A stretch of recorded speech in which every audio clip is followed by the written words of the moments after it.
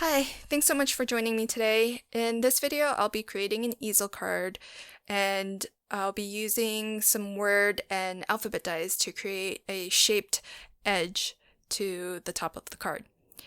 So I am starting with a standard A2 size card base, which measures 4¼ by 5½ folded. This is going to be a top folding landscape card. So on what's going to be the front of my card, I'm drawing a horizontal line through the middle. So I measured 2 1/8 inch up from the bottom, and I used my T-square ruler so that I could draw a nice straight line. I'm going to be using this bright rosa sentiment die set, and I love these die sets because there's two styles of fonts as well as two styles of die cuts. So in one style, it just cuts into the card. And in this style that I'm showing here, it actually cuts the entire sentiment or word out.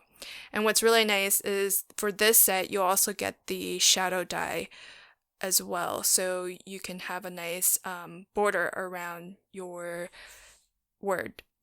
So I'm going to start off with the shadow die, and what you want to do is position your die so that a portion of the die falls below the line that you drew. And that's key because we'll be doing partial die cutting from above the word from the top up until that line. And so that leaves the bottom portion of the word still attached to your card, but the top portion is going to be free from the card, and that's what will allow the word to stand up once the easel is propped up. And I'm gonna pull out a decorative panel that I made just ages ago, and that way I can actually die cut them both at the same time, and that's going to guarantee that everything is going to line up.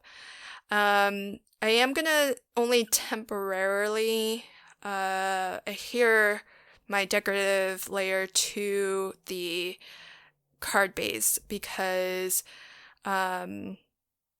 I'm going to be cutting that shadow layer from the decorative piece completely, and that'll give me a nice white border around my word. So you'll see what I mean in a few minutes when we're through with the die cutting. But since I did put my decorative panel on top of my card base, I have to draw my line again. So I'm going to just measure 2 1/8 and draw a line across. And so I gonna line up my die again. And one thing to make note of is look at your die and actually make note of where the cutting edge is, because on some dies the cutting edge is on the outside of the metal, on some dies it's on the inside of the metal, and on other dies it's somewhere in between. So when you have your die with the cutting edge down, you may not necessarily know exactly where it's going to cut unless you actually pay attention to that, because you do want where the cutting edge is to fall below that line that you drew, and that way it stays attached to your card after we do the partial die cutting.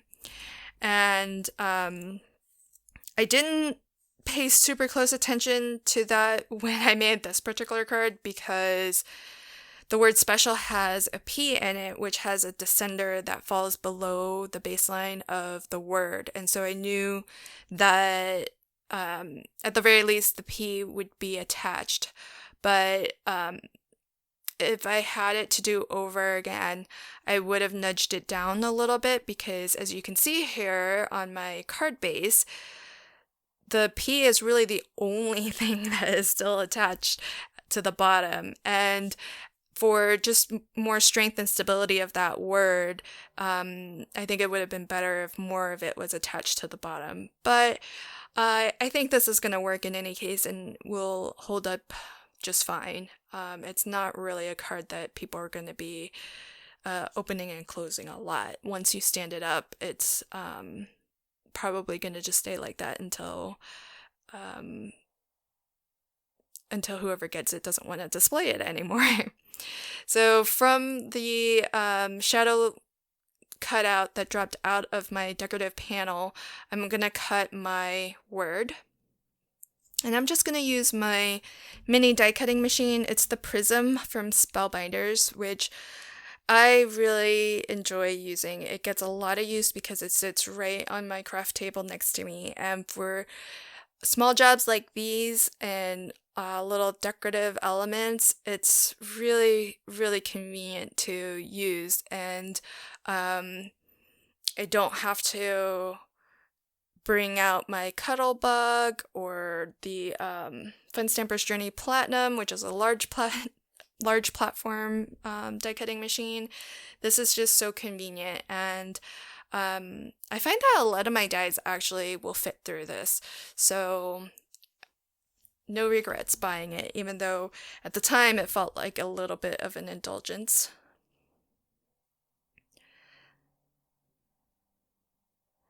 So once I get this attached here, you'll see how this is gonna look.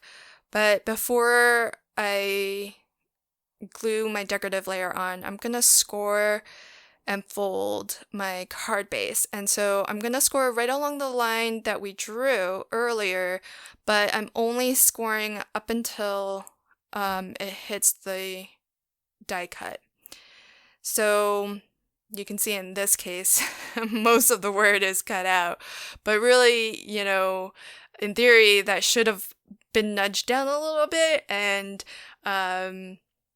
more attached to the bottom. So you would only really be scoring across until you hit the word, not across the entire width of the card. And that way, when the easel card is folded, the word itself stands up tall and isn't folded along with it. I'll do the same with my decorative layer and score and fold that along the line as well. And there you have it. That's pretty much our card, easel card. So from here, it's really just a matter of decorating the card. And with easel cards, you do want to have some kind of stopper on the inside of the card so that when the easel stands up, there's something for the top portion to rest against so that it doesn't just continue to slide down, but instead just kind of stand tall in one position. So as I continue to finish up this card, let me talk a little bit about some other options for creating something pretty similar to what you see here. So if you don't happen to have word or sentiment die cuts that have a shadow layer, one alternative of something that you may have in your stash is a sentiment stamp that has a coordinating die that will cut out that sentiment. Because the coordinating die, it will be essentially like the shadow die that I used here for the word special. And then instead of having a word die cut that you layer over top of that, you can just stamp your word. So that works out really well too. The other option that I'll have an example at the end of is using alphabet dies. So if you have a set of dies that has individual letters, you can line up all of the letters, and in the same way that I lined up the shadow layer for the word special, you can do the exact same thing with your individual alphabet dies, where a portion of the bottom falls below the line and most of the top will be above the line, and then you do a partial die cut just right up until you hit the line.